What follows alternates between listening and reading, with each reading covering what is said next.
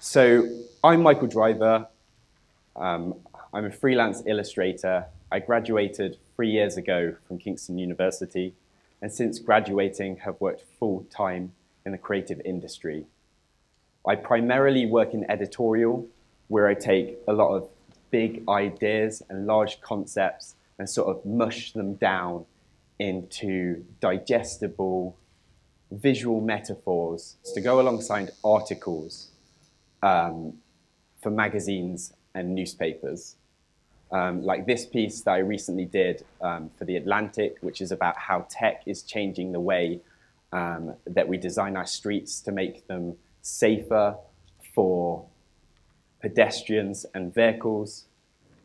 And then this piece, which was recently done for The Guardian, for the op-ed section, which is about the secret lives of a child psychologist. The range and vast topics that I often have to draw are ever expanding, and there's never really a job that is the same. Apart from working in editorial, I've also had the opportunity to work across the board in branding, advertising, publishing, and a tiny little bit of designing and directing for animation. So today, I'm not going to be talking about any of that. In fact, it's very rare that I ever don't talk about myself.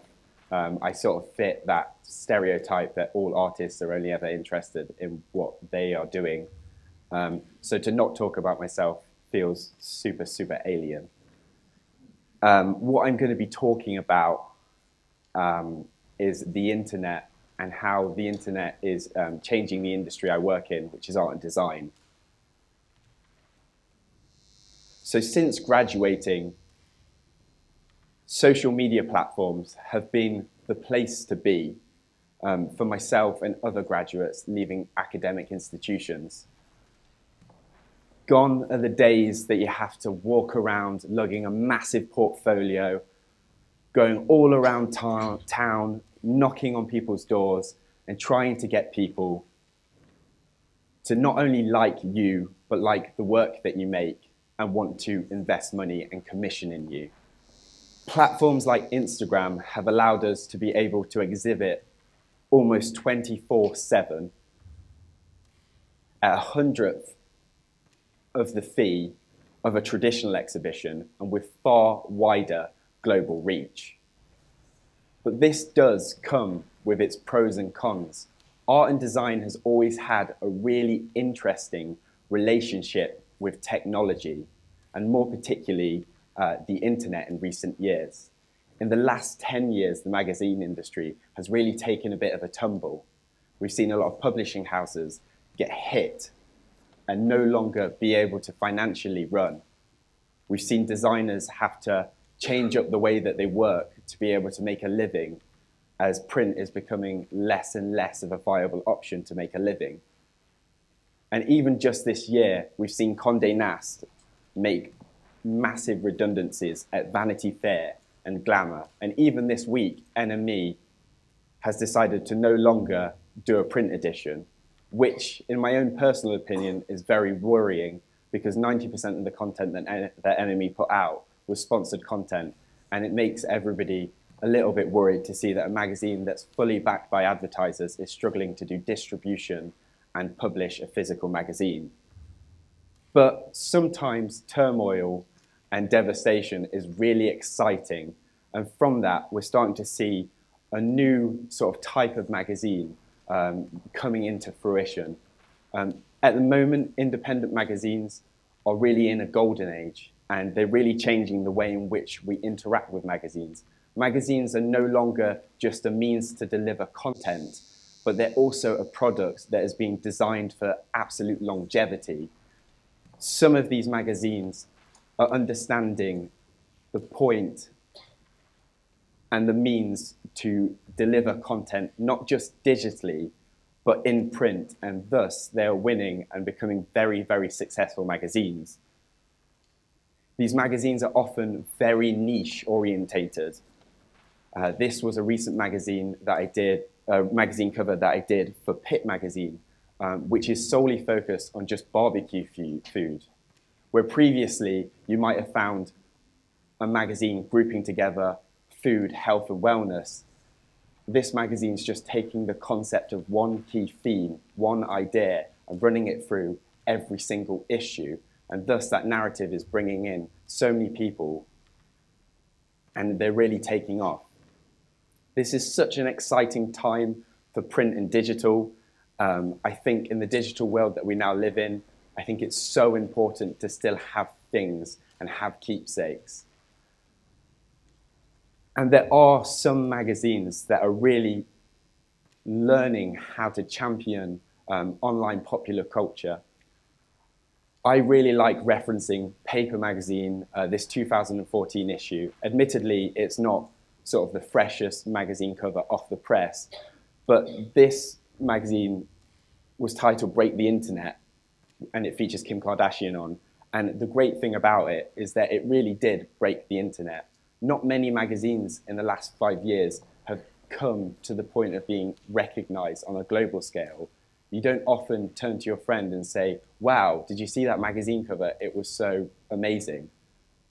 It just doesn't happen. They've tried to do this a couple more times with Nicki Minaj, but it didn't really quite work. It was just really distasteful. She's just not Kim K. Let's be honest.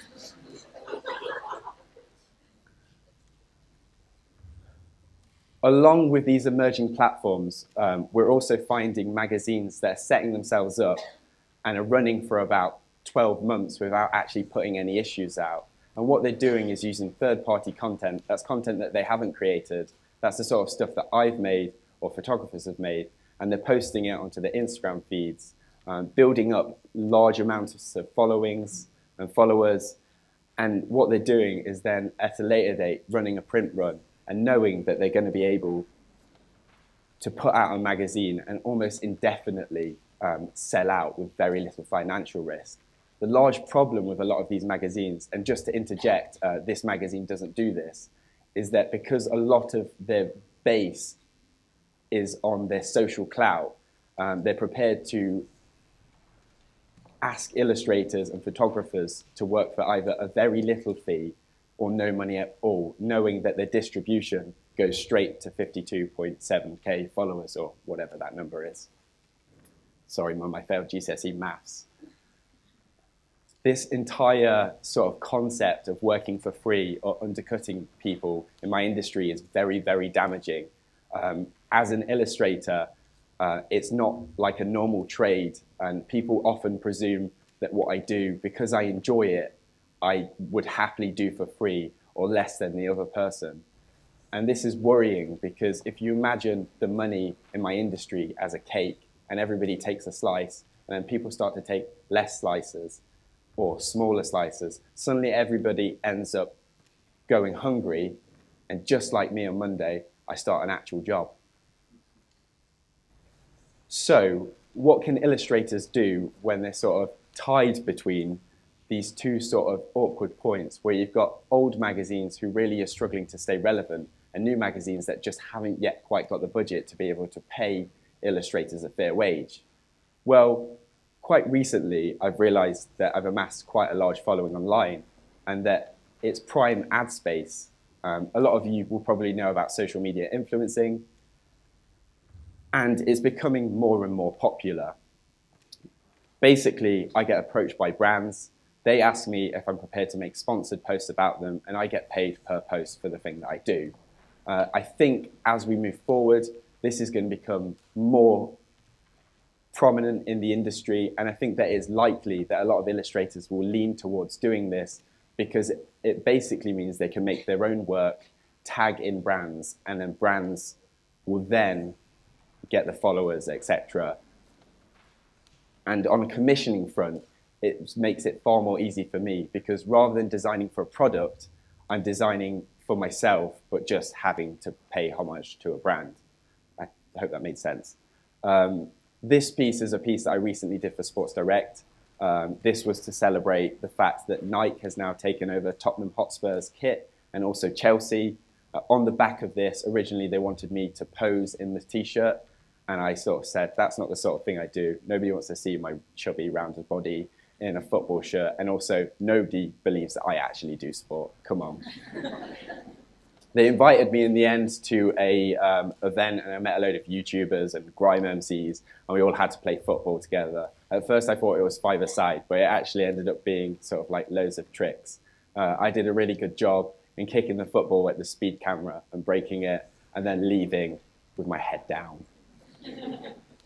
I think it's really likely that as illustrators start to gain sort of quite large followings and creatives in general, that a lot of creatives are going to lean towards crowdsourcing websites like Kickstarter and Patreon to be able to fund what they do. Publishing particularly, it takes a very long time. A comic book can take years to make, and then it can often take another year and a half to actually get published. And I'm finding already that a lot of comic artists that I have as friends are using it as a means to trial test ideas and concepts, and for them to build up a key network of people who are interested in their work, ready for when something goes live, so they can get involved in it. I also think on the back of this, particularly in editorial where budgets are starting to become really small, that illustrators might consider running YouTube channels to monetize further on the jobs that they're being commissioned for and stream on things like Twitch. The industry is in such an interesting place at the moment. There's a lot of shifts. And I think, to sort of summarize, within the next 5 years, what we'll see is rather than illustrators being considered commercial artists, there is that chance that they'll be sort of put up onto the pedestal of fine artists with lovely people like yourself supporting them. I do worry slightly about the fact that the internet is incredibly good at propelling things at such a speed that it means within 6 months everything could completely drop off. That's my talk. Thanks.